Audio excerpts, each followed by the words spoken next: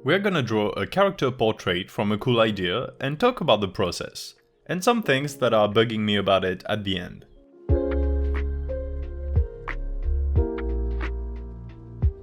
Well, hello there, I'm Détroit. Let's get a cool drawing in for today. We have a portrait-like idea and a bit of character design. It's a lore drawing if anything, it tells a story, and you know I like storytelling. What the story is, I have no idea, but there definitely is something there. We can talk about the concept idea while I sketch. It all started with the mask. I was absent-mindedly doodling while talking on the phone the other day, and I did these two large circles connecting with a smaller circle on top. Then I drew 3 droplets in the middle, and then the 2 large eyes which I slit in the middle horizontally. And that's a mask. It looks cool. It's simple but original. I completed it with small teeth to make it like a deformed skull, then added ribbons to attach the mask with and a couple rings like piercings. That's half of the concept, because obviously it's gonna be attached to a face. Now, the second half of the idea is simple, adding mushrooms. What if mushrooms but on face, growing out of the character? And suddenly the character looks like a wood spirit of some kind, which explains the mask, the mystery, etc. And so to tie the whole thing in, I imagine the character being drowned in vines or branches, as if her face is just peeking out from between roots or something. So that is the idea. For the drawing process, I know I wanted to keep a sketchy look. I like when digital paintings have a very sketchy line art. But my first sketch was a bit too rough and not enough detail, so I redrew it. You can see it with the layer in purple. The coloring gave me a bit of trouble. A lot, actually. I tried a few color combinations, but it was hard. I'm not the greatest at green tones. To be completely transparent, it's the monochromatic color tones that give me trouble, but green in particular.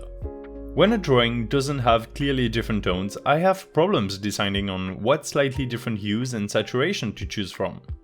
So anyway, I decided to isolate the entire area of the drawing, minus the background, and test my colors there. With that, I planned on painting on a single layer, but since I wasn't that happy with the colors yet, I ended up painting each area on a separate layer. And then I got the idea. Something I don't usually do because I'm not a master of layer styles yet, but I decided to paint each area using clipping masks in grayscale. By only using shades of grey, or 50 of them, the plan then became to shade it all and then add the colors on top and use layer styles to make it look good. With this process, I can change the colors at the last minute and easily since it's through clipping masks, all the while retaining the shading underneath. But that's the thing, I'm bad with layer styles. I don't know how to properly color a grayscale painting, and I'm a bit too lazy to experiment with it and find what works and what doesn't. For this drawing, it's fine because all the wood elements and the green tone of the woman's skin are not supposed to be bright and saturated. It's not how I envisioned them. But had I wanted to, I don't know how to make it all nice and good looking. I should learn it at some point, but since I almost never go from grayscale to colors, I don't know where to start. I'll probably look up a tutorial on it at some point, and then I'll share my findings for you. And so if you are subscribed, you will learn it without having to do the research yourself. This is all a ploy to get you to subscribe, you see, so if you have not done it, come on, do it. Do it now. After all that, adding the colors and all, I debated painting some more on top of the sketch layer. Because there are 2 options when you reach this point of a painting and you want to take it further. Either you remove the sketch layer and you keep on painting, or you paint over it. With the first one, you have to find ways to paint in all the information that comes from the lines. For example, let's say the separation between the arch of the nostril and the hole of the nostril. So it's tedious. With this second option, you have to alternate between erasing some of the sketch and painting over other parts. You can still keep a bit of the sketch visible where it's well placed, for example for texture on the branches or streaks in the hair, but it's also a lot of work.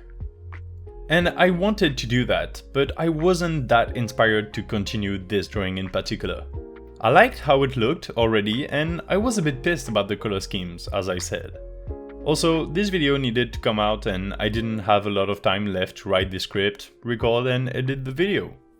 I've been on a writing spree, so a lot of brain space going into that as well. Anyway, I didn't keep on painting after that, and that is the result you're gonna see in a minute or so. So yeah, this drawing has been taking me on a journey that's different from my usual painting process. But not far enough. It is still a style I'm quite used to, and you can see a lot in my videos. You know, I've been drawing a lot. For years. This is what I do. I love drawing. But what I mean is, I've been doing this for a while, and I feel like I need a revolution in my art. I needed a change. I love most of my drawings, the majority of them at least, and this one is no different, but I'm not fully satisfied with it. I'm satisfied with the result, I like the look of the finished piece, but I need to innovate more in the future. It's been a while since I've been fully out of my comfort zone for drawing. You know, when you do a lot of the same thing, it starts to lose that spark. The spice that keeps you on edge, you know? And I'm not saying the next video will be radically different, but I am gonna try to find a new style I have never explored before and fully go in with no plan. Dive in the deep end and find my way back to a good place. Try something completely new and learn. It's the learning curve, you know? When you spend a lot of time learning one thing, the speed at which you learn slows down. I want to re-spark that by finding something that can give me the exciting part. A new curve with quick improvements. I'm not gonna abandon my ways though, don't get me wrong. I'm obviously gonna keep doing what I do best and what I like to do. But I also want to pursue something new in drawing, which is and has always been the goal of this channel. And with all that said, let's get the finished painting on the screen. What are your thoughts on it? Do you like how it is, or should I have pushed it some more? Give me your ideas of new styles in the comments. Like the video if you enjoyed it overall, and subscribe, as always. It's all in your hands now. Oh, and you can help me financially to improve my drawing setup by donating even a couple bucks to my coffee linked in description. I'm Detroit and I'll see you soon. It's always a pleasure to make videos and I can't wait to do new things with you. Bye!